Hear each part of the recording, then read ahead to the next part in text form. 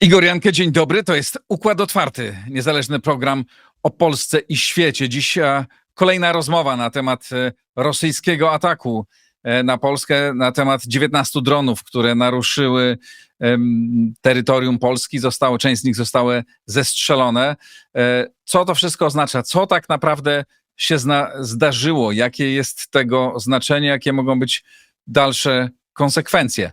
Za chwilę połączę się z moim gościem. Pozdrawiam wszystkich patronów. Bardzo dziękuję za wasze wsparcie i namawiam do dołączenia do tego grona. A oto mecenasi Układu Otwartego. Oanda TMS Brokers, dom maklerski oferujący możliwość inwestycji w instrumenty z całego świata, w tym fundusze ETF, a także oprocentowanie wolnych środków na rachunku. Kliknij link w opisie. Rosnące koszty IT hamują rozwój twojej firmy? Z AMZO obniżysz wydatki nawet o 70%, wybierając polizingowy sprzęt IT, sprawdzony, wydajny i gotowy do pracy. Kliknij link w opisie i pobierz specjalną ofertę dla firm. Nowoferm, dostawca bram, drzwi i ramp dla przemysłu, logistyki oraz użytkowników prywatnych.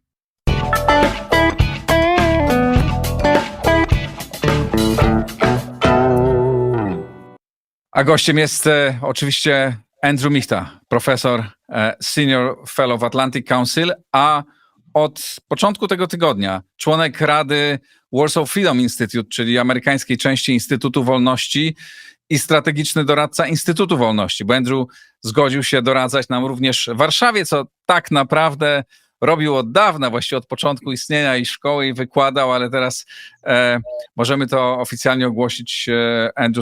Andrew Michta stał się częścią Instytutu Wolności i Warsaw Freedom Institute. Andrew, bardzo serdecznie ci dziękuję za to i to dla nas potężne wzmocnienie. Dziękuję, Igor. To jest dla mnie prawdziwa przyjemność. Dziękuję. No niestety ogłaszamy to, wolałbym to ogłaszać w innych okolicznościach, w innym dniu. Rozmawiamy o 17 polskiego czasu w środę, 10 września. W nocy Polska została de facto zaatakowana, bo chociaż nie było wybuchów, to był atak, to było wtargnięcie na teren, na terytorium Polski, obcych elementów broni. Czy zgadzasz się z tym, że należy to nazwać atakiem? Zgadzam się, zresztą uważam, że takie debatowanie, czy to jest atak, czy to nie jest atak, czy to jest jakiś tam incydent, jest takie trochę dzielenie włosa na czworo, to jest crescendo pewnego cyklu wysiłków ze strony Rosji, żeby zdestabilizować sojusz, żeby zbadać wytrzymałość instytucjonalną i zdolności bojowe zarówno Polski, jak i w ogóle całego sojuszu. Dla mnie to jest kontynuacja tego, co ja nazywam ich fazą zerową konfliktu. To znaczy Rosjanie kształtują obszar, badają słabości, starają się stworzyć sytuacje, które dają im, że tak powiem, przewagę bez pójścia w całym kierunku kinetycznego konfliktu. Także to jest dla mnie kontynuacja tego, co widzimy już od szeregu lat. Do tej pory takiej sytuacji nie było. Pierwszy raz, zresztą powiedział premier Tusk, pierwszy raz drony rosyjskie zostały strącone na terytorium NATO. W ogóle w takiej ilości pojawiły się na terytorium NATO i zostały strącone. To jest coś nowego. To znaczy, Igor, pierwszy raz jest odpowiedź na terytorium polskim, natomiast obszar powierzchni Polski był naruszany wielokrotnie. Czy to było robione w sposób jakiegoś tam, zaprzeczania, jak nazywamy plausible deniability, czy nie. Rosjanie po prostu za każdym razem zachowywali się coraz bardziej bezczelnie. I w końcu polski rząd zdecydował się tutaj podjąć działania, zresztą przy wsparciu sojuszniczym. Ale ja się obawiam, że jeżeli nie dojdzie do silnej reakcji, nie to, co mówi sekretarz generalny Rutte, z całym szacunkiem, cenię to, co próbuje zrobić dla sojuszu. Widziałem również, że pani von der Leyen dała płomieniste przemówienie chyba w Parlamencie Europejskim, o ile pamiętam, wszyscy stali tam. Był aplauz, ale to jeżeli nie dojdzie do mocnej reakcji z Waszyngtonu, administracji Trumpa, ja uważam, że Rosja nie będzie tym specjalnie, przejęta i będzie dalej się zachowywać tak, jak się zachowuje. Czy to może jeszcze zanim opowiemy o tych o reakcjach międzynarodowych, o reakcjach NATO, o reakcji, jaka ona będzie, jeszcze nie wiem, bo na razie nie ma administracji Trumpa. Jak oceniasz samą reakcję Polski? Muszę ci powiedzieć, że i tak trochę niejednoznacznie. To znaczy, z jednej strony widzę rzeczywiście, że jest odpowiedź wojskowa i przywódcy odpowiadają na najwyższym poziomie. Miałeś wystąpienie premiera, wystąpienie ministra obrony, wystąpienie ministra spraw zagranicznych. Też prezydent był w kontakcie z Też wystąpienie prezydenta, zresztą o ile pamiętam również jego doradca do spraw bezpieczeństwa narodowego, profesor Cęckiewicz się wypowiadał z tego, co widziałem online. Natomiast to nie zmienia faktu, że doszło do penetracji terytorium Polski, więc to podnosi poważne pytania. Co by było, gdyby nawet przy zestrzeleniu tych dronów one doprowadziły do śmierci obywateli polskich? Rozumiem, że było pewne zniszczenie jednego z domów, tam było jakieś chyba zniszczenie dachu czy pokoju, tak. Czy widziałem tak, to gdzie dachu. jeden z moich przyjaciół to włożył. Natomiast gdyby doszło do utraty życia, no to mówimy naprawdę o dramatycznej eskalacji tego wszystkiego. Słuchaj, ja uważam, że znajdujemy się w sytuacji, w której cały sojusz nadal jest przede wszystkim przejęty zarządzaniem eskalacją. W związku z tym Rosjanie mają, że tak powiem, pierwszeństwo zagrania. Rosjanie wykorzystują to, robią to w sposób coraz bardziej bezczelny. Jedyną rzeczą, tak jak powtarzam, to nie dlatego, że rozmawiam z tobą ze Stanów Zjednoczonych, ale jeżeli zobaczysz zachowania Putina, jedynym momentem, kiedy Moskwa jest skłonna do jakichkolwiek negocjacji, czy przynajmniej pozorowania negocjacji, to jest wtedy, kiedy wydaje mi się, że już przeciągnęli strunę i wtedy odbywa się, no tak jak widzieliśmy ostatnio, telefon do Waszyngtonu, proszę wysłać pana Witkofa, bo jesteśmy gotowi do negocjacji, po czym znów wracamy do tego samego zagrywania. Dopóki nie dojdzie do sytuacji, w której Stany Zjednoczone nie podejmą ostrej decyzji, żeby po prostu dać nieakceptowalne koszty tej agresji Putinowi. A tutaj nie chodzi o życie rosyjskich ludzi, bo on, uważam, się tym specjalnie nie przejmuje. Oczywiście nie przejmuje się też śmiercią Ukraińców, to demonstruje bez przerwy. Natomiast gdyby doszło do tego, że działania ze strony Stanów Zjednoczonych i sojuszników w Europie zagroziłyby jego osobistemu przetrwaniu jako przywódcy rosyjskiego imperium, albo w ogóle przetrwaniu jego reżimu, wtedy uważam, byłoby to jakieś takie możliwe otwarcie. Jak do tego musiałoby dojść? To jest właśnie przyjęcie na siebie, wreszcie zrozumienie, że jedynie eskalacja z naszej strony, niestety tak to mówię, nie zachęcam do wojny, wprost przeciwnie, ale mówię, że eskalacja nacisku na Rosję, na Putina, taka, którą on rzeczywiście zauważy, bo mu zagrozi, doprowadzi do jakiegoś przełomu w tym konflikcie. Jeśli nie, i to jest największe ryzyko, każda taka stopniowa eskalacja, którą widzisz, tam różnego rodzaju drony wlatywały przedtem, wiesz, ale nie w takich liczbach, ciągle było udawanie, że to nie o to wszystko chodzi, a może to był naprawdę nieuzbrojony dron, co się działo przedtem. Oczywiście teraz Rosjanie będą wszystko to zrzucać na Ukraińców, prawda, czy na innych ludzi. Ale pamiętaj, że to się dzieje w kontekście manewrów rosyjskich i białoruskich. Więc można przelicytować, można przegrać, jeden zły ruch, jedna zła decyzja i może dojść do eksponencjalnej eskalacji w tym wszystkim. Sytuacja jest bardzo niebezpieczna. A ja uważam, że nadal do tej pory zarówno w Stanach Zjednoczonych, jak i w Europie nie ma ze strony przywódców takiego pełnego uznania tego, to znaczy mówię tutaj o klasie politycznej, w jak niebezpiecznej sytuacji znajduje się Zachód. Właśnie pojawiła się informacja, że prezydent Karol Nawrocki ma rozmawiać z Donaldem Trumpem dzisiaj. Nie wiem o której. I Dobrze. Jeszcze rozumiem, nie było żadnej oficjalnej reakcji Białego Domu. Ale jeszcze chciałem wrócić do samej reakcji Polski. Czy twoim zdaniem, po pierwsze, to powinno być coś więcej niż tylko zestrzelenie tych dronów? Czy reakcja polska powinna twoim zdaniem być mocniejsza, czy pójście dalej byłoby jednak zbyt dużym ryzykiem i prowokowaniem ewentualnych działań, no już stricte wojennych? Uważam, że najważniejszą reakcją byłoby zasygnalizowanie w sposób jednoznaczny, że ten atak na Polskę kończy jakiekolwiek kłótnie polityczne, jeśli chodzi o wewnętrzne sprawy i że jeśli chodzi o sprawy bezpieczeństwa i rząd, i opozycja, i prezydent, i w ogóle no, cała społeczność staje ramię w ramię. Tu chodzi o utrzymanie suwerenności państwa, tu chodzi o obronę bezpieczeństwa ludności na tym terytorium. A to nie wojska idą na wojnę, Igor, to państwa, narody idą na wojnę. Jeżeli nie ma tego przekazania, że naród jest odporny, że naród jest zjednoczony, że instytucje państwa, że rząd, agencje, wojsko, wszystkie służby patrzą w jednym kierunku, znają tę samą intencję głównodowodzącego, no to zawsze to zachęca przeciwników do ataku. Więc ja wiem, że będzie na pewno bardzo dużo spekulacji na temat tego, czy podjąć takie działania operacyjne, czy nie, a może wiesz tu widzę takie niektóre, no nie chcę tego powiedzieć, wymądrzanie się, czy trzeba rozłożyć no-fly zone na temat zachodniej Ukrainy, czy nie zrobić tego, nie zrobić tamtego. To są taktyczne, operacyjne dyskusje, które nie można wydzielać od kontekstu strategicznego. Natomiast to, co Polska w mojej ocenie powinna robić w momencie, kiedy jest bezpośrednio atakowana, powiedzmy sobie to szczerze, czy to nazywasz incydentem, czy nie, no wyobraź sobie reakcję Stanów Zjednoczonych, gdyby nagle drony bojowe wlatywały z Meksyku w powierzchnię, prawda, Stanów Zjednoczonych.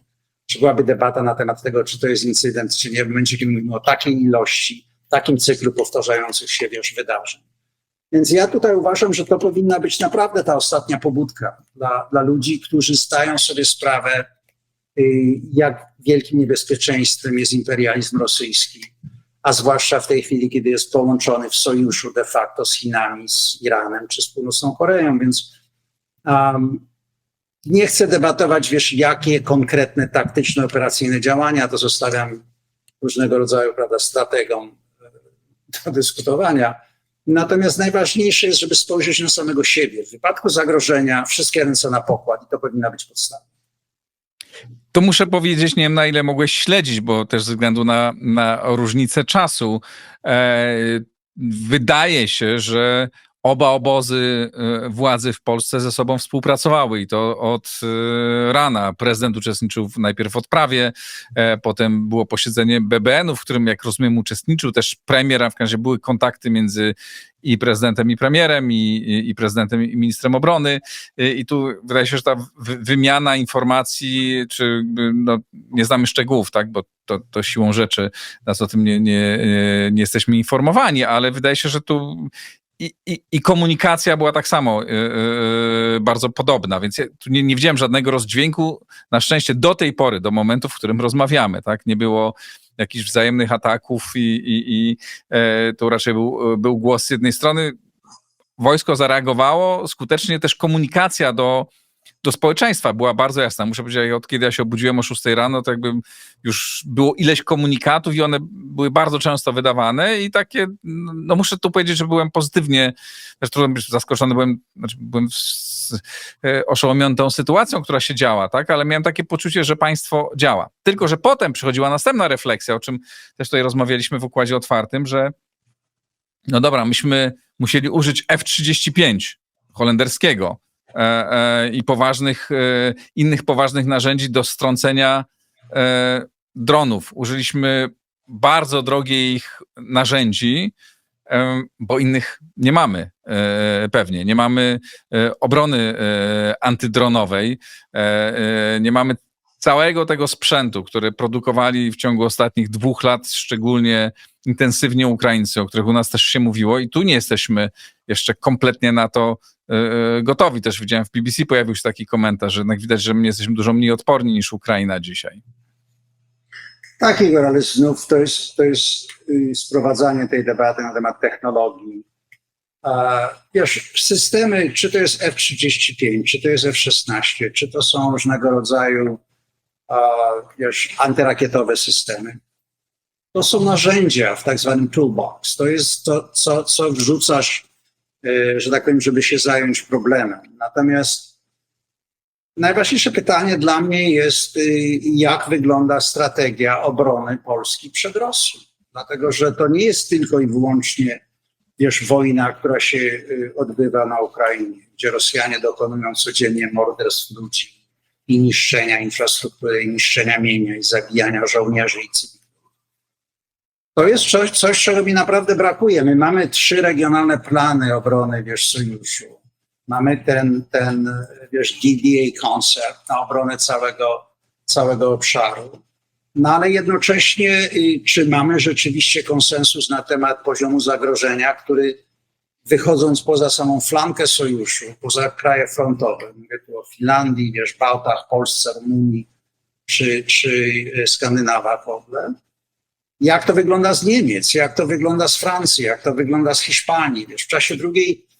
W czasie zimnej wojny ten konsensus istniał, że nieważne gdzie byłeś, Rosja była, z blok sowiecki, państwa warszawskiego układu były równym zagrożeniem. Tego nadal nie ma. To upłynęło tyle lat. Ja nie mówię tylko i wyłącznie o 4 latach prawie już wojny ukraińsko-rosyjskiej, tej drugiej fazy, bo pierwsza się zaczęła właściwie z inwazją Krymu. Tak naprawdę od 2008 można powiedzieć, a już na pewno od 2014 Rosjanie postępują w bardzo konsekwentny sposób. Stanowią coraz bardziej rosnące zagrożenie w stosunku do demokracji zachodniej. Natomiast odpowiedzią nadal jest albo appeasement, który był początkowo takim kluczem do zachowania, zwłaszcza największych państw europejskich. No jeszcze wszystkie konferencje wińskie i tego różnego rodzaju tam, prawda, to jest niedopuszczalne, terytorium państwa, granice nie mogą być zmieniane, a biznes się toczył po staremu. To znaczy, Nord Stream 1, Nord Stream 2, zależność energetyczna od Rosji, dostęp rosyjskich oligarchów do obszaru całego Zachodu. Więc i tak późno jesteśmy w tej sytuacji i nadal jesteśmy, zamiast kształtować obszar strategiczny, my reagujemy na ciosy przeciwnika i do tego się to sprowadza jego. Więc dopóki, nie wypracujemy strategii, jak mają wyglądać nasze cele, nie jako Ukrainę, tylko o Rosję, no to nadal będziemy operować w tym takim taktyczno-operacyjnym obszarze bez większych pojęć w sensie tego, jak ma wyglądać nasza strategiczna koncepcja rozwiązania tego problemu, którym stała się Rosja. Rosja jest w tej chwili rewizjonistycznym państwem, relitygującym koniec zimnej wojny i dopóki nie staniemy twarzą w twarz w tym i nie zdamy sobie sprawy, że nie ma lunchu za darmo, jak to się mówi, to tak będzie.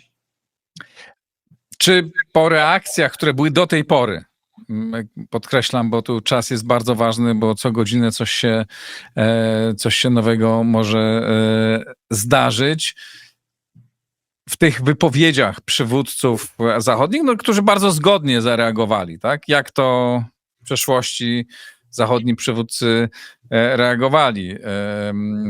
Tym razem nie płakali, jak kiedyś się zdarzało, kiedy jedna z przedstawicielek Komisji Europejskiej tak z łzami w oczach reagowała na, już nie pamiętam, czy to był na którąś tam z kolei działanie rosyjskie. Dzisiaj wydali twarde oświadczenia wszyscy przywódcy, no ale pytanie, co powinno pójść za tym? Jakie powinny być kroki ze strony, konkretne kroki, czy ze strony Polski, czy w ogóle Paktu, Sojuszu i europejskich partnerów, no i Stanów Zjednoczonych? Co konkretnie to powinno być? Nie, konkretnie, to o czym mówimy już od miesięcy, tylko i wyłącznie przyłożenie całościowych, wtórnych sankcji na Rosję, takich, żeby to poczuli w każdym miejscu. To jest pierwsza sprawa. Druga sprawa to jest broń dla Ukrainy. I nie na tej zasadzie, że wolno wam uderzyć w to, a nie wolno wam uderzyć w tamto. Tego rodzaju znów zarządzanie tym wszystkim. Tylko po prostu, jak to się nazywa, przyniesienie bólu tym, którzy zaczęli to morderstwo. No bo jesteśmy naprawdę w takim nierealnym świecie, że mamy naród krwawiący na flance sojuszu od 4 lat, który jest celem agresji rosyjskiej. Natomiast mówi się o obronie Ukrainy w tych kategoriach, co im wolno zrobić, żeby przypadkiem ci, którzy zaczęli ten kryzys, nie poczuli się, prawda, żeby ich zbyt nie zabolało. No więc w taki sposób się wojny nie prowadzi. Ja zresztą, tak jak kiedyś już mówiłem, ja bardzo cenię to, że administracja Bidena stanęła, prawda, tak mocno w momencie drugiej inwazji Ukrainy, ale to, co się potem działo, to zarządzanie eskalacją, to ciągłe zgadywanie, czerwone linie, no tylko stworzyło konfuzję, wiesz, to stworzyło message dla Rosjan, że tak naprawdę Zachód nie ma tego ognia w brzuchu, żeby im się naprawdę postawić, żeby podjąć ryzyko. I ja uważam, że do tej pory, no wyobraź sobie, jeżeli Putin patrzy na te płomienne przemówienia. Widziałem taki klip, że prawda, pani von der Leyen daje przemówienie, tutaj kilka osób zaczyna wstawać w parlamencie, wszyscy klaszczą, prawda, no jest aplauz. Jeżeli na to patrzysz z Moskwy, no to co, no jesteś przerażony tym wszystkim, że nagle tutaj, prawda, my stoimy z Polską, nie damy, żeby Polsce, tylko i wyłącznie konkrety tutaj mogą zadziałać. Więc czy widzę wysiłek ze strony Unii Europejskiej, żeby na przykład fundować na poważnie dozbrajanie się państwa polskiego i wojska, nie tylko zresztą Polski, ale wszystkich państw flankowych. Wysyłamy mixed messages, wiesz, jeżeli kończymy na przykład fundowanie zbrojeń na Bałtyku ze strony amerykańskiej, bo to jest teraz w tej chwili też częścią tego całego procesu. Im dłużej upłynie czasu między reakcją Waszyngtonu a tą agresją, tym z każdą upływającą godziną, bez względu na to, jak twarda czy ta reakcja będzie, Putin wygrywa w sensie w ogóle postrzegania tego, w jaki sposób my jesteśmy zjednoczeni, czy nie jesteśmy zjednoczeni. Wiesz, po to, żeby Rosjanie poczuli, że rzeczywiście istnieje ściana, musi być naprawdę determinacja ze strony sojuszników zakomunikowana w sensie konkretów, broni, pieniędzy, wiesz, pocisków, tego wszystkiego, co jest potrzebne nie tylko Ukraińcom, ale również jasna reakcja. No zobacz, co się w tej chwili stało. Została naruszona przestrzeń powietrzna sojuszu, nie tylko Polski. I jeżeli nie ma mocnej odpowiedzi ze strony sojuszu, Igor, to nagle Polska jest, no tak, jest sojusznikiem, ale czy jest takim sojusznikiem naprawdę, jak są Niemcy, czy jest Francja, czy... Putin się stara tanią ceną doprowadzić do rozłamania sojuszu. I wiesz, i jeżeli nie ma zjednoczonej odpowiedzi na temat tego, jak postrzegamy zagrożenia, no to niestety w tej fazie zerowej tego konfliktu jemu się coraz bardziej to udaje. A to wymyślanie, że jesteśmy w wojnie hybrydowej, w takiej i innej.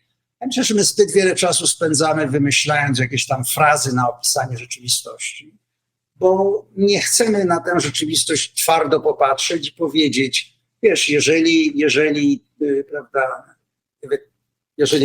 quacks like a duck, no to jest kaczka po prostu. No jeżeli ktoś ci wrzuca systemy ofensywne w twoją przestrzeń powietrzną, jest to agresja, jest to akt wojny. A z czego wynika twoim zdaniem brak jakiejkolwiek reakcji, jak na razie, prezydenta Trumpa? Ja myślę, że w Stanach Zjednoczonych nadal istnieje u administracji próba w jakiś sposób zresetowania relacji z Rosją. Myśmy o tym też rozmawiali wielokrotnie. Wiesz, to przekonanie, że się uda w jakiś sposób zrobić tego odwróconego Kissingera, odciągnąć Rosjan od Chin, zredukować koszty, wiesz, bezpieczeństwa na Pacyfiku. Oczywiście to przy założeniu, że następna struktura bezpieczeństwa i w ogóle dokumenty o bezpieczeństwie obronnym i narodowym nadal będą priorytetyzować Chiny, a nie będą na przykład się koncentrować na hemisferycznej obronie. Wiesz, mamy różnego rodzaju raporty. Widziałeś historie pisane w Polityco i w paru innych, prawda, mediach. Więc to jest wykładnia w mojej ocenie tego, co się działo przez ostatnie 20 lat.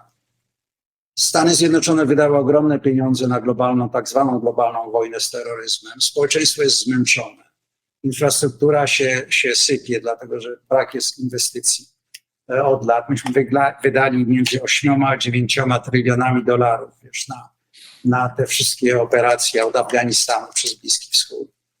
I stąd jest bardzo trudno powiedzieć społeczności, słuchajcie, będziemy musieli podwoić wydatki na obronę, bo mamy 2 teatry, mamy tylu przeciwników.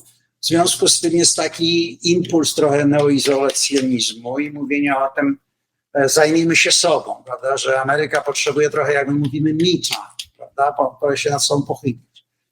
No a w Europie jest sytuacja taka jest, wiesz, to co administracja Trumpa zrobiła przy takiej, co nazywamy transakcyjnością polityki, to jednak jednocześnie, czy się z tym zgadzasz, czy nie, ale obnażyła, jak wyglądają prawdziwe relacje siłowe, wiesz, zarówno na kontynencie, jak i w relacjach transatlantyckich.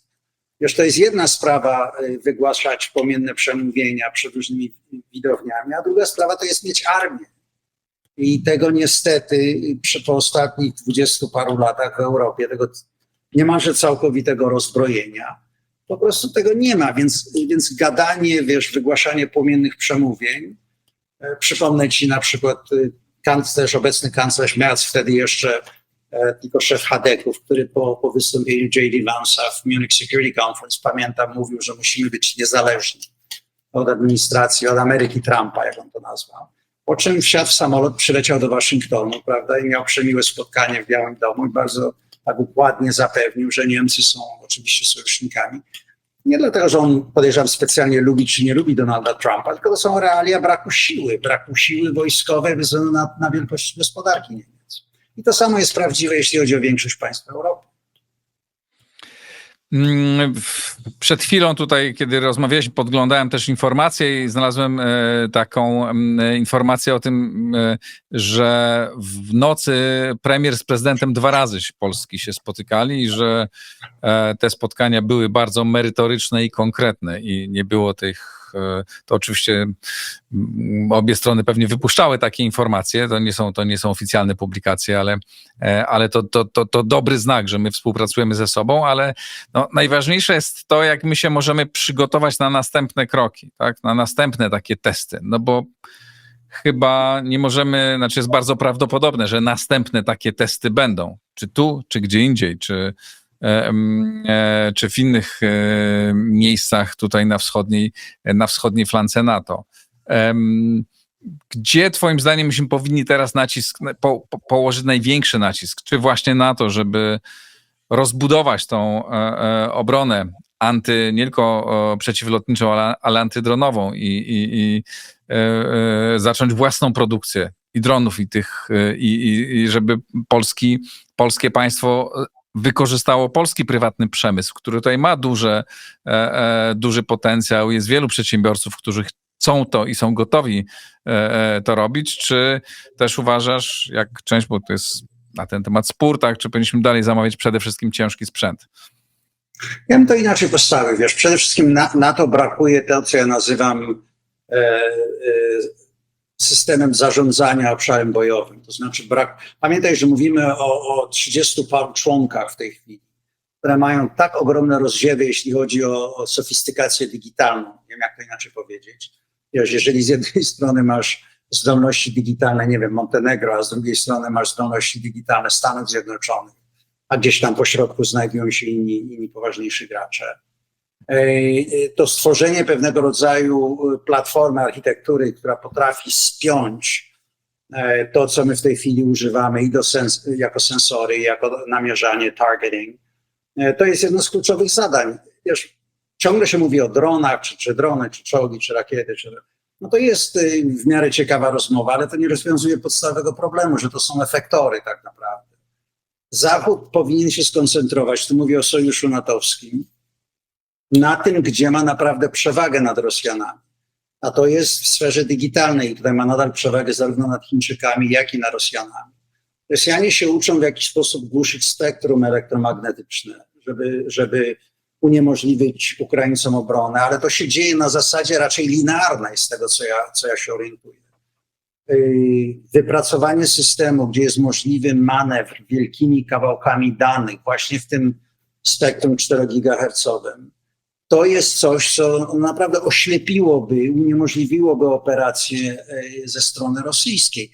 Także ja uważam, że jest czas najwyższy, żeby wewnątrz sojuszu stworzyć projekt dla wypracowania właśnie systemu zarządzania polem bitwy, który się opiera głównie, nie że technologia jest odpowiedzią na masę, dlatego że masa też odgrywa ogromną rolę, ale technologia może w poważny sposób zredukować te przewagi, które Rosjanie mają. W związku z tym ja bym nie tyle mówił o kupowaniu tej czy innej broni, oczywiście broń trzeba kupować, trzeba się zbroić, tylko w jaki sposób zbudować system integracji tych platform, które się ma. I tu chodzi przede wszystkim o sensory, o widzenie na długi dystans. I najważniejsza sprawa, bo nawet jeżeli widzisz, że ktoś się do ciebie zbliża, żeby cię uderzyć, jeżeli ty nie masz decyzji politycznej i nie masz odwagi, żeby taką decyzję podjąć, żeby wyprzedzić i uderzyć przed tym, kiedy ty zostaniesz uderzony, a to jest pytanie kwintesencjalnie polityczne dla sojuszu. Jeżeli tylko i wyłącznie mówisz o tym, w jaki sposób uniknąć eskalacji, to oddajesz inicjatywę drugiej stronie. I to jest bardzo poważna rozmowa, która czas najwyższy powinna się odbyć w sojuszu. Kto i w jakiej formie i jak szybko podejmuje tego rodzaju decyzje. A więc wiesz, wykorzystanie atrybutów technologicznych, które my mamy. My mamy platformy, mówię tutaj o digitalnych platformach, których ani Rosjanie, ani Chińczycy nie są w stanie replikować w tej chwili, nie wchodząc w detale. I mamy również braki, jeśli chodzi o polityczny komponent całego procesu. Więc większość tych debat, które się odbywają na temat ta platforma, inna platforma, czy tam wiesz, amerykański czołg, niemiecki czołg, to są, tak jak powiedziałem na samym początku, narzędzia, które się wrzuca do tego pudełka po to, żeby osiągnąć rezultaty strategiczne, a po to, żeby te rezultaty strategiczne osiągnąć, to trzeba przede wszystkim mieć konsensus polityczny. No o konsensus, to ja już bardziej wierzę chyba w konsensus polityczny w Polsce w sprawie tej jednej, nie w innych, ale w sprawie obronności, to ja jestem w stanie sobie to wyobrazić i mam wrażenie, że on jest. Natomiast trudno mi sobie wyobrazić konsens 32 państw, które nie tylko są na różnym poziomie rozwoju i różnych sfer, no ale też mają różne interesy polityczne, tak? I są Finowie i Szwedzi, nasi nowi wspaniali członkowie, ale są i Węgrzy, tak? I Słowacy. I między tym jest Polska. Pytanie, co powinniśmy zrobić tutaj, w naszym regionie, o którym my często rozmawiamy, północno-wschodniej flance NATO. Przygotowujesz raport na ten temat. W jaki sposób powinno wyglądać to zacieśnienie współpracy i tu między państwami nordyckimi, bałtyckimi i Polską, ale też między tym regionem a Stanami Zjednoczonymi? Na czym powinniśmy w tej chwili się skoncentrować i my tutaj i co zaproponować Stanom Zjednoczonym? Igor, zaklinanie rzeczywistości, że nagle, wiesz, Hiszpania zacznie widzieć zagrożenia, tak jak widzi Estonia, czy że Portugalia to zrobi, nie doprowadzi nas do niczego. Odbędą się jakieś tam szczyty, napisze się kilka papierów, prawda, i ludzie zjedzą kolację. Przepraszam, że tak trochę dezawuuję to wszystko. Nie mówię o tym lekko, bo to też jest ważne, że takie rzeczy się dzieją. Ale wiesz, najważniejsze to jest po prostu patrzenie przede wszystkim na to, co jest podstawą każdego sojuszu. Sojusze są tworzone z dwóch powodów głównie. To jest poczucie zagrożenia i poczucie wspólnych interesów. Wartości je potem w jakiś tam sposób jeszcze, może trochę podbijają i wzmacniają, ale jeżeli nie ma tego konsensusu na temat zagrożeń i interesów, to się wszystko nie zepnie. Dlatego ja piszę od długiego czasu na temat tego, jak ważna jest współpraca regionalna pod parasolem sojuszu. I tutaj właśnie ten północno-wschodni korytarz jest taki kluczowy. Wiesz. I też nie chcę, żeby to zostało nagle, wiesz, konfundowane z Intermarium i tymi różnymi wielkimi koncepcjami. Dlatego, że jest poważna różnica między tym, w jaki sposób wygląda obszar geostrategiczny, nie wiem, koło Morza Czarnego, prawda? Czy w jakim sąsiedztwie żyje na przykład Rumunia, jeśli spojrzysz, co mają Rumuni przez ramię do siebie, do tyłu, spojrzysz na Serbia, Austria, wiesz, tego rodzaju obszar, czyli państwa, które mają zupełnie inne interesy. Natomiast to, co się dzieje w okresie skandynawsko-bałtyckim, tutaj masz naprawdę schodzenie się optyki i to trzeba wykorzystać. Więc są dwa traki w mojej ocenie. Z jednej strony to jest ten trak polityczny. Tutaj uważam, że współpraca regionalna powinna być poprowadzona jak najszybciej z szeregiem inicjatyw ze strony Polski. Mówię tutaj Norwegia, Szwecja, Finlandia, państwa bałtyckie, wiesz, Polska. Oczywiście Niemcy też są państwem bałtyckim, więc absolutnie nie wykluczam tego, że Niemcy też powinny się stać tego częścią. Tylko że kwestia jest, na jakich warunkach i w jaki sposób się to będzie odbywać, prawda? Dlatego, że czy jest takie samo poczucie zagrożenia w Niemczech, jakie jest na przykład w Szwecji czy w Finlandii. Podejrzewam, że nie. A druga sprawa to jest integracja wojskowa. Na przykład stworzenia platformy do zintegrowania samolotów czwartej generacji. W momencie, kiedy Polska zacznie na poważnie dostawać już te platformy F-35, Finowie, jak wiesz, mają też zamówione ponad 60 samolotów. To F-35 to jest głównie bateria sensorów, wiesz, poza tym, że ma zdolności oczywiście uderzeniowe, ale to jest zupełnie innej kategorii w stosunku do czwartej generacji samolotów platforma. I to stwarza znów możliwość i dostrzegania i sensorów, prawda, i uderzeń, ale bez zdolności politycznego podejmowania decyzji te platformy stają się tylko kosztownymi platformami i naprawdę jest bardzo trudno wykorzystać. Więc jeszcze raz wracam, dwutrakowy wysiłek, gdzie następuje i budowanie regionalnej współpracy, jeśli chodzi o politykę, i regionalnej integracji, jeśli chodzi o platformy wojskowe. I wtedy z konkretami zwracamy się do Stanów Zjednoczonych. Dlatego, że Wytłumacz proszę, na czym polega naszym widzom i słuchaczom ta wspólne zarządzanie platformami czwartej generacji? w 1923 roku Skandynawowie podpisali porozumienie, że na przykład ich czwartej generacji samoloty będą wykorzystywane wewnątrz pod głównodowodzącym sojuszu, ale jako de facto jedno lotnictwo. To znaczy, wiesz, tu chodzi o otwarcie pewnych procedur i o wspólne szkolenie i o zarządzanie obszarem bojowym i wiesz, tego rodzaju sprawami. Więc to nie jest takie skomplikowane. Raczej bardziej skomplikowany jest element polityczny. To znaczy, w jaki sposób naprawdę dojść do pewnego konsensusu, że podejmujemy ryzyka na podobnym poziomie, dlatego że podejmowanie ryzyka to jest również wystawianie się na podobne konsekwencje. Najgorsze byłoby w mojej ocenie, jeżeli chodzi o przyszłość bezpieczeństwa Polski, gdyby to, co się stało w Polsce, mimo całego mówienia w kategoriach sojusz, prawda, artykuł 4 został inwokowany na prośbę polskiego rządu i różnego rodzaju dyskusje i debaty, gdyby było postrzeganie w Moskwie, że to, co się stało w Polsce, to jest dyskretny, sui generis, prawda, problem, który tylko i wyłącznie uderzył w Polskę bez względu na to, co się mówi w innych państwach natowskich. To by doprowadziło do tego, że Rosjanie osiągnęliby sukces wyizolowania jednego członka sojuszu natowskiego, tak naprawdę, nie w sensie retoryki, ale tak naprawdę, z dyskusji wewnątrz NATO i to byłaby duża wygrana dla Rosjan. W każdych decyzjach politycznych również czas odgrywa rolę, dlatego pytałem jeszcze, mówiliśmy o tym, czy jest jakaś reakcja z Waszyngtonu, czy jest jakaś reakcja wychodząca w tej chwili z kwatery sojuszu, prawda? No to są w wypadku kryzysowym każda godzina się liczy i to nie znaczy, że trzeba rzucać, wiesz, jakoś tak dramatycznie od razu, tylko że musi być poczucie, że procedury działają i następuje konsekwentna odpowiedź na temat tego, co się w tej chwili stało. W tej chwili, kiedy wypowiadasz te słowa, mamy w Polsce 17:30, a rozumiem w Stanach jest 11:30 przed południem. Jesteś w tej samej strefie czasowej co Donald Trump, który zaczyna właśnie spotkanie z przedstawicielami wywiadu amerykańskiego na temat tego, co się zdarzyło w Polsce. Też rzeczniczka podała, że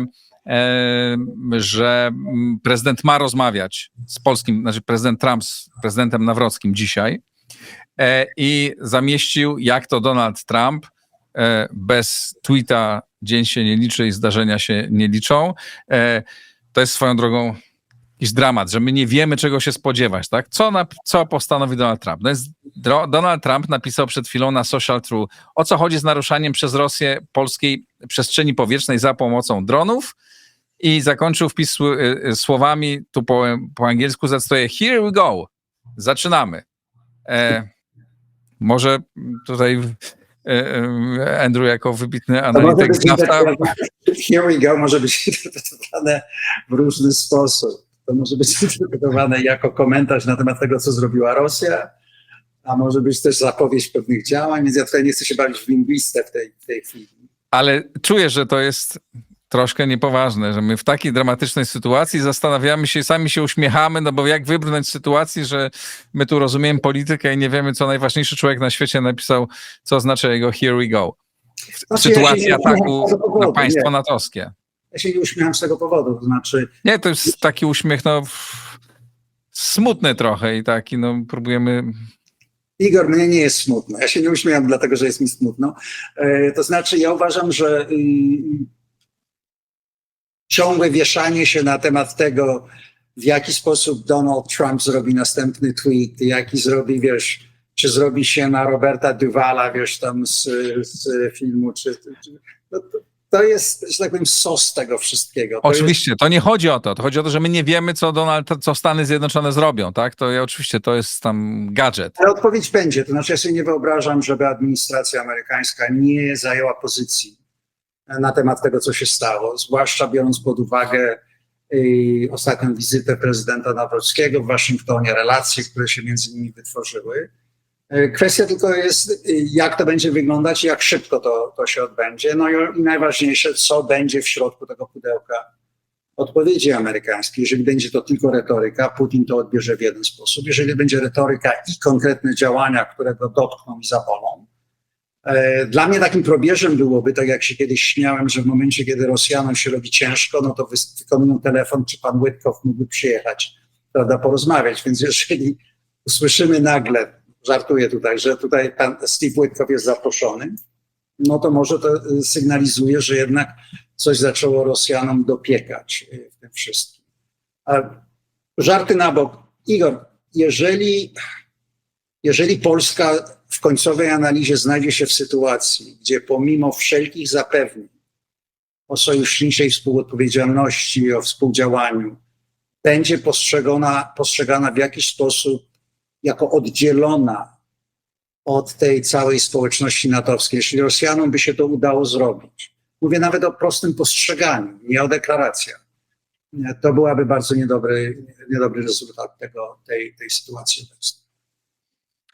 Wracając jeszcze do tego, o czym mówiłeś, o tej współpracy w północnym korytarzu, czy północno-wschodni plan Senatu, jakkolwiek to nazwiemy, współpracę między tymi państwami tu u nas w regionie, a Stanami Zjednoczonymi tam.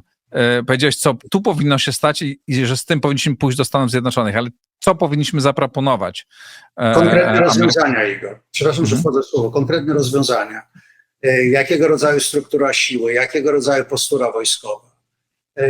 Czy to wpisuje się, i z prostym pytaniem, bardzo bezpośrednim, czy i w jaki sposób, a jeśli tak, to w jaki sposób wpisuje to się w plany odnośnie postury wojskowej Stanów Zjednoczonych. Do jakiego stopnia może to polegać na tych, prawda, high-end enablers, które Stany Zjednoczone mają. Mówię tu o satelitach, o strategicznym, podniesieniu. Co państwa są przygotowane, żeby zrobić. Zresztą to powinno być połączone z projektami infrastrukturalnymi. Myśmy wielokrotnie mówili o tym, jak ważny jest centralny port komunikacyjny z tego powodu. Nie tylko chodzi o ekonomiczne sprawy, chodzi przede wszystkim o sprawy mobilności wojskowej. Więc wiesz, dlatego, że latanie do Waszyngtonu i mówienie, słuchaj, co chciałbyś, żebyśmy zrobili, będzie może najwyżej w połowie tak efektywne niż wyjście z konkretnymi propozycjami. I oczywiście te propozycje muszą być oferowane na poziomie najwyższej tajności, dlatego że one patrzą na rzeczywiste rozłożenie interesów i zdolności wojskowych. No i wiesz, ja uważam na przykład, że to, co się dzieje dzisiaj, polska ambasada w Waszyngtonie powinna być w tej chwili na 180 czy 200%, jeśli chodzi o aktywność. Przez cały przekrój tutaj działalności. Znów to, o czym zawsze mówimy, prawda? Organizacje, gdyby były autentycznie organizacje, instytucje polskie operujące w Waszyngtonie, a one powinny też biec w tej chwili w największej prędkości. My się właśnie rozpędzamy, ale ponieważ dołączył do nas profesor Andrew Michta, The Wars of Freedom Institute, to myślę, że teraz wrzuciliśmy dużo wyższy bieg, a państwo nie wiecie, a ja wiem, że profesor Michta jest zwolennikiem dużych prędkości. No tak, więc Więc wierzę, że teraz nasze przygotowania, no bo ciągle jesteśmy w takim etapie przygotowań. Swoją drogą zapraszamy 18 września będzie takie seminarium wirtualne, w którym Andrew Michta i Marek Magierowski, eksperci z kilku krajów, będą dyskutować właśnie między innymi na ten temat. No, ten temat się pojawił dzisiaj, ale będziemy mówić na temat tego, czy Europa jest w stanie wziąć na siebie wojnę w Ukrainie. Załączę link do rejestracji do tej debaty, bo to będzie zamknięta dyskusja, ale każdy może się zapisać. Więc tak, to trochę dygresja na temat tego, co powinniśmy robić, aby nasz głos był słuchany. Ta dyskusja będzie dla Amerykanów głównie, bo ona będzie w języku angielskim, ale Państwa oczywiście zapraszam. Co twoim zdaniem dzisiaj pewnie jak my skończymy nagrywać, Karol Nawrocki połączy się z Donaldem Trumpem. Jaka powinna być oferta, czy jaki powinien być komunikat z Polski dla prezydenta Stanów Zjednoczonych? Igor, nie do mnie należy dawanie rad prezydentowi Polski, wiesz, no to raczej nie chcę iść w tym kierunku. Natomiast uważam, że najważniejsze jest zakomunikowanie powagi sytuacji. Nie chcę mówić, wiesz, konkretnie trzeba powiedzieć to i to i to, tylko że głos prezydenta Nawrockiego będzie głosem lidera z państwa, które znalazło się pod bezpośrednim atakiem bardzo niebezpiecznego, neoimperialnego państwa, które jest dosłownie przez granicę. I to stało się w momencie, kiedy Rosjanie i Białorusini mają zacząć jedne z największych manewrów wojskowych, gdzie zawsze jest ryzyko przeliczenia się jakiejś, wiesz, czy intencjalnej, czy nieintencjalnej eskalacji. Więc przekazanie powagi sytuacji, uważam, to jest najważniejsze. A już w jaki sposób to prezydent Nawrocki zrobi, to ja zostawiam to i jemu, i jego sztabowi. Przecież ma bardzo dobry zespół doradców i sam lepiej wie, w jaki sposób jego relacje z prezydentem Trumpem mogą zadziałać. Jak byś określił ten moment naszej historii, a zwłaszcza w historii tej wojny? Mamy 3,5 roku od momentu rozpoczęcia pełnoskalowej agresji na Ukrainę. Ta wojna miała różne fazy, prawda? Początkowo najpierw przerażenie, potem ośmieszenie Rosji, potem próby kontrofensywy ukraińskiej, potem właściwie taki permanentny nacisk Rosji na Ukrainę i taki centymetr po centymetrze, bardzo powolny, z gigantycznymi stratami, ale jednak posuwanie się do przodu. Pomoc Zachodu, która była kropelkowa, pomoc Ameryki, głównie najpierw Polski, potem Ameryki, którą nazwano kropelkową. Teraz jest bardziej pomocą europejską, ale też tak naprawdę to nie jest pomoc wystarczająca, która pozwoli wygrać wojnę. No i teraz mamy pierwszy tak duży, tak poważne przetestowanie innego państwa natowskiego. Bo do tej pory jakieś tam wlatywało coś, ale najczęściej to takie wlatywania to już były w różnych miejscach, nie tylko w Polsce. No ale 19 dronów to już jest sygnał ze strony Rosji bardzo poważny. Jakbyś określił ten moment tej wojny i w ogóle też szerzej ten moment historii? Znaczy myślę, że historycy będą nie bardzo łaskawi, jeśli chodzi o to, co widzimy od ostatnich przynajmniej 10 lat, to znaczy od czasu inwazji Krymu. Ja użyłem wyrażenia na początku appeasementu. Niestety mówię to z dużą przykrością, dlatego że widzimy wielokrotne wypadki, kiedy odstraszanie po prostu zawiodło, dlatego że brakowało determinacji po stronie Zachodu. Myśmy za każdym razem komunikowali, czy Rosjanie najechali Gruzję w 2008, czy wjechali na Krym, czy mordowali Syryjczyków w Aleppo, czy wreszcie druga inwazja Ukrainy, że zbyt sobie cenimy nasze wygody po to, żeby podjąć jakiekolwiek ryzyko.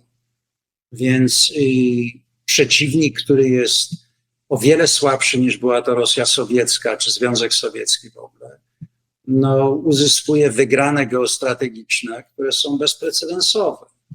I w momencie, najgorsze jest to, że historycznie mówiąc, ja nie znam wielu przypadków, kiedy appeasement nie doprowadzi do jakiegoś większego konfliktu, że można odbudować odstraszanie bez rzeczywistej kinetycznej konfrontacji. Więc to jest pierwszy punkt.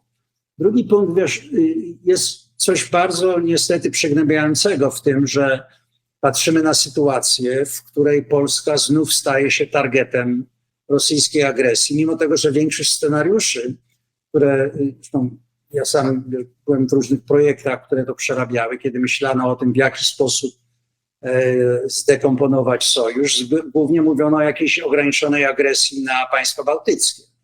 Złapanie, wiesz, kawałku Narwy, czy całej trzymanie, wiesz, jakiś zieloni ludzie. Natomiast tu widzimy nacisk bezpośredni na kluczowy hub frontowy sojuszu. Tak jakby Rosjanie byli przekonani, mówię tutaj przede wszystkim o Putinie i jego entourage, że najprostszą drogą do uzyskania tego, co chcą, jest uderzenie w sam ten solar plexus tego wszystkiego. I że tutaj nie trzeba wjeżdżać tankami, tylko wystarczy skompromitować zdolności odpowiedzi sojuszu, jeżeli by do czegoś takiego doszło. Stąd dla mnie jest to przygnębiające, że wiesz, upłynęło prawie 4 lata. Polska wyszła naprzód wyzwaniom. Pamiętasz pomoc, którą Polska dawała Ukraińcom i społeczności ukraińskiej i refugees. Ja pamiętam, kiedy byłem w Warszawie, kiedy Kamala Harris tam była, wiceprezydent, i widziałem te pociągi przyjeżdżających, wiesz, kobiet, dzieci, mężczyzn, którzy później wracali tam z powrotem na front. I wiesz, i to jest w tym coś naprawdę takiego niepokojącego, dlatego że w momencie konfliktu, kiedy chodzi już o prawdziwe sprawy życia i śmierci, następuje obnażenie prawdziwych relacji siłowych, czy na zewnątrz, czy wewnątrz sojuszu, a przede wszystkim wewnątrz Europy. I przez ostatnie 30 lat myśmy żyli w świecie, w którym mówiliśmy o tym poszerzaniu obszaru wolnego, demokratycznego Zachodu. Wiesz, byłeś niedawno chyba sam w Tallinie, widziałeś jak wygląda Estonia dzisiejsza, współczesny, zmodernizowany kraj. No nie muszę ci mówić, widzisz jak wygląda Polska, zmodernizowany kraj, prawda? Jak wygląda cały ten obszar, który był kiedyś naprawdę śmierdzącą postsowiecką dziurą po tym wszystkim, co Rosjanie nam zostawili. I nagle znalezienie się w sytuacji, w której czy jest możliwe, można sobie zadać pytanie, że sojusznicy dalej na zachód będą patrzeć na te państwa nie jako w pełni części tej samej społeczności. Jeżeli do tego dojdzie, no to następuje do pewnej poważnej przegranej jeszcze przed strzałem startowym, że tak powiem, dlatego że następuje rozdzielenie tej społeczności, która miała być społecznością transatlantycką. Jeszcze mam pytanie, które dostałem od jednego z patronów. Przy okazji, jak pozdrawiam wszystkich patronów i Państwa zachęcam do dołączenia. Greg Key, tak się podpisuje. Jeden z patronów pyta Ciebie, Andrew, abstrahując od częstotliwości tych incydentów i intencjonalności Rosjan co do testowania naszych zdolności i reakcji sojuszu, na ile powinniśmy reagować indywidualnie, pozwalając sobie na ewentualne działanie odwetowe, jak najbardziej kinetyczne, a na ile jesteśmy zależni od woli decyzji sojuszu? To są 2 oddzielne pytania. To znaczy odpowiedzi na nie są tak naprawdę tak w obu wypadkach. Ja uważam, że w końcowej analizie, jeżeli spojrzysz na przykład na relacje turecko-rosyjskie, oczywiście Turcja jest i ma większą armię, jest w innym położeniu, jeśli chodzi o geopolitykę, ale Turcy raczej się nie wahają, jeśli chodzi o odpychanie się łokciami w momencie, kiedy są akty agresji popełniane wobec nich, a jednocześnie oczywiście Turcy potrafią w inny sposób rozmawiać z Rosjanami. Erdogan jest w stanie nawiązać bezpośrednie kontakty, na przykład z Moskwą i negocjować. No więc tutaj Polska jest w sytuacji, w której jeżeli nie odpowiada zdecydowanie, to staje się po prostu tańsza. Przepraszam, że tak nieładnie mówię, ale ze strony Rosji jest postrzegana jako mniej poważny przeciwnik, mniejszej wagi. Ale z drugiej strony Polska, będąc w sojuszu i chcąc uzyskać zapewnienia bezpieczeństwa i beneficja tego, że jest w sojuszu, no nie może działać jako sam tylko aktor, musi to koordynować, musi się dogadywać z państwami, no i przede wszystkim z tym, które jest, co ja nazywam primus inter pares, to znaczy Stany Zjednoczone. Stany Zjednoczone są trzonem sojuszu bez amerykańskiego nuklearnego komponentu. zdolności wojskowe, które Stany mają. Przede wszystkim jeśli chodzi o wojska amerykańskie, w tym najbardziej z górnej półki zdolności wojskowych, integracji i tak dalej, no to tak naprawdę sojusz nie jest tym, czym my wierzymy, że on jest. Więc tutaj i znów, zamiast być reaktywnym, ja uważam, że czas najwyższy, żeby budować relacje i różnego rodzaju scenariusze, które są dogadane. Dlatego, że w momencie kryzysowym wtedy zamiast wykonywać rozmowy i próbować uzgodnić, w jaki sposób zareagujemy, zbudować szereg scenariów, w jaki sposób może się rozwinąć sytuacja na przykład na flance zagrożenia dla Polski i w związku z tym mieć dogadane zarówno z sojusznikami w Europie, jak i ze Stanami Zjednoczonymi, jaka jest wtedy reakcja. Także polscy przywódcy operują wewnątrz tych parametrów bez żadnego zgadywania, tylko mają wrażenie tego, że to jest działanie w ramach akceptowalnych dla całego sojuszu. Więc znów wracamy do tego, od czego zaczęliśmy, Igor. Problem jest przede wszystkim problemem politycznym w mojej ocenie. Problem wypracowania regionalnej współpracy, wypracowania końcowej strategii, jeśli chodzi o Rosję, pchania rozmowy wewnątrz sojuszu w tym kierunku, w którym te państwa flankowe, ich głos staje się przynajmniej tak samo pełnoprawny jak tych największych państw. A może nawet, jak ja czasami to mówię, centrum ciężkości się przesuwa w tym kierunku, bo tutaj są naprawdę wysiłki w kierunku uzbrojenia, więc ten głos powinien być nawet ważniejszy niż to, co robią państwa mniej wkładające w ten wspólny wysiłek. I najważniejsza sprawa to są relacje transatlantyckie. I tutaj nie wszystko jest oczywiście w gestii kontroli państw europejskich. W końcowej analizie, jakie decyzje podejmie administracja Trumpa, będą kluczowe. To znaczy, czy będzie to postawienie nadal na jakąś próbę resetu z Rosją, czy to dojdzie do tego, że rzeczywiście nie da się tego zrobić bez naciśnięcia i w związku z tym wtedy zmieniamy zupełnie relacje rosyjsko-amerykańskie, które od czasu drugiej administracji Donalda Trumpa ciągle próbują w jakiś sposób dojść do jakiegoś nowego porozumienia, zamknięcia konfliktu na Ukrainie i przefokusowania się na Indo-Pacyfik. Ja uważam, że do tego nie dojdzie i im szybciej Waszyngton sobie z tego zda sprawę, tym lepiej. Mówiłeś o tym, że powinniśmy wypracować odpowiedzi na takie sytuacje, ale czy nie wydaje ci się kompletnie niezrozumiałe, absurdalne, że 3,5 roku po wybuchu tej wojny te odpowiedzi nie są przygotowane? Przecież ile razy myśmy tu w programie, a wielu innych ludzie mówili, eksperci mówili o tym, że będą zapewne jakieś próby testowania. No i przecież to powinny być 3 wersje odpowiedzi na każdy rodzaj testowania Zachodu gotowe, że Polska, państwa flanki, również Stany Zjednoczone wiedzą, według jakiego scenariusza postępujemy. A mam wrażenie, że nie wiedzą, że my teraz się zastanawiamy, tak, co będzie, co wyniknie z rozmowy prezydentów Stanów Zjednoczonych i Polski. Ale Igor, to są znów pytania, które powinieneś zadawać wewnątrz debaty politycznej w Polsce.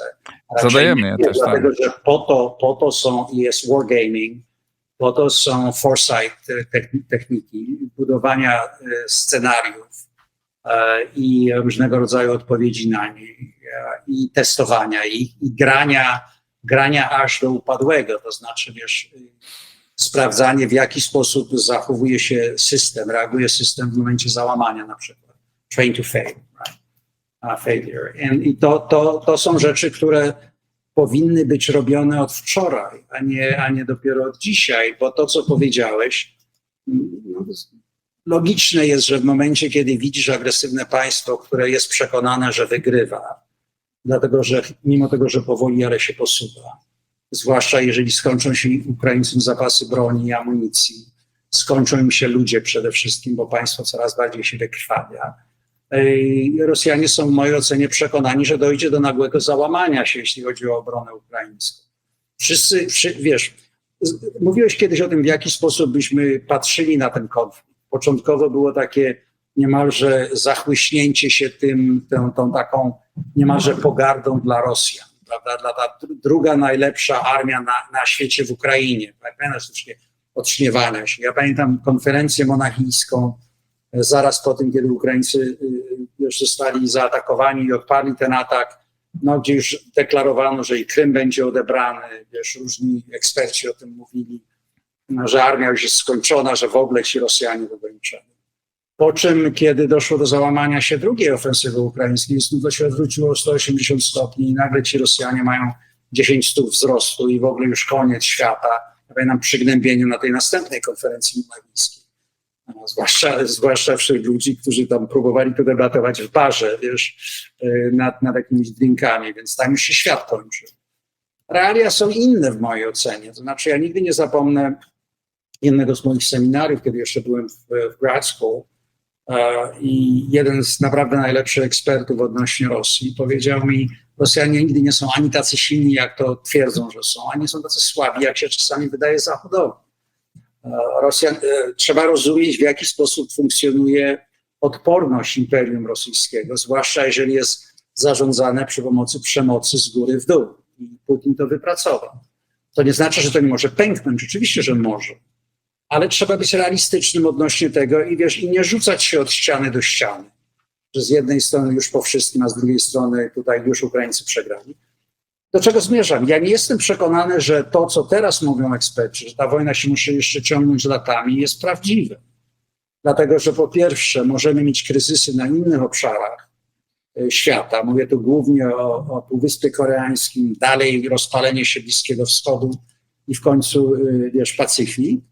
A dwa, że każde państwo, każdy naród ma pewnego rodzaju taki punkt załamania. Nie ma czegoś takiego jak prezydent Biden kiedyś tak powiedział sławnie, for as long as it takes. Nie ma wojen for as long as it takes. Wiesz, każda wojna się kończy, dochodzi do załamania i do jakiegoś rozwiązania albo siłowego, albo politycznego. Więc ja uważam, że nie mamy tak wiele czasu, jeżeli chodzi o niebezpieczeństwo w Europie, jak nam się wydaje. I ten komfort, który czasami słyszę w tych rozmowach eksperckich, w mojej ocenie nie jest uzasadniony. Andrew, bardzo Ci dziękuję za tę rozmowę. Bardzo Ci dziękuję za to, że dołączyłeś oficjalnie do Instytutu Wolności, zostając naszym strategicznym doradcą i członkiem Rady Warsaw Freedom Institute. Państwa zapraszam na naszą wirtualną konferencję, która będzie 18 września. Po angielsku link do rejestracji, bo trzeba się zarejestrować wcześniej, znajdziecie Państwo pod tym nagraniem. Andrew, bardzo Ci serdecznie dziękuję. Dziękuję, Igor, i dziękuję za zaproszenie do dołączenia do Instytutu Wolności. Serdecznie jesteśmy bardzo zaszczyceni i wdzięczni. Dziękuję Ci bardzo. Do widzenia. Dziękuję, do widzenia. I Państwu dziękuję za to, że słuchacie Układu Otwartego. Czekamy na Wasze komentarze. Uważajcie proszę na dezinformację. Pojawiło się dzisiaj w komentarzach pod innymi nagraniami bardzo dużo wpisów, które wydaje się nie tylko były inspirowane, ale po prostu były pisane za naszą wschodnią granicą i tam dalej raczej za wschodnią granicą, czyli w Rosji. Więc też bardzo ostrożnie lawirujcie po tych komentarzach. Patronite.pl, zapraszam Państwa do wspierania Układu Otwartego, to bardzo ważne. Dzisiaj już właściwie czwarta rozmowa, którą od rana nagrywam dla Państwa. Dziękuję bardzo, do zobaczenia.